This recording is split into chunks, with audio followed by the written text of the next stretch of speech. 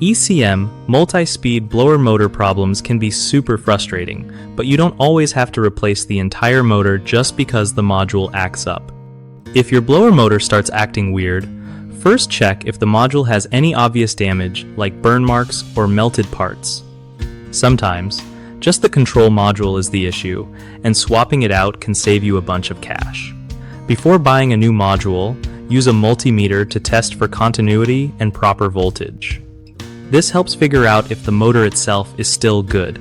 Also, listen for strange noises or check if the blower speed is inconsistent, which often points to the module rather than the whole motor. Make sure to turn off power before testing anything to avoid shocks. If you don't feel comfortable poking around electrical parts, ask a pro to do the diagnostics.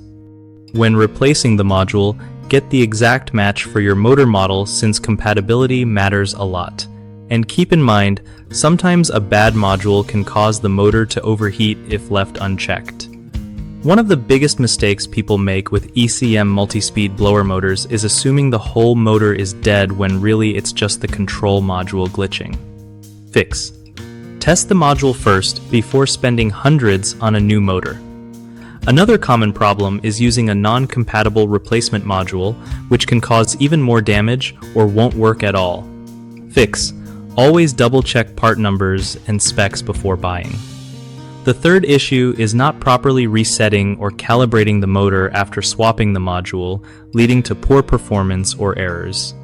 Fix. Follow manufacturer instructions carefully for reset procedures to get things running smoothly again. BigHomeProjects.com is a solid place where homeowners can find trusted local contractors who know their stuff and have good reviews. Contractors also benefit because BigHomeProjects.com helps them connect with people who actually need their skills, making it easier to get work and build their business.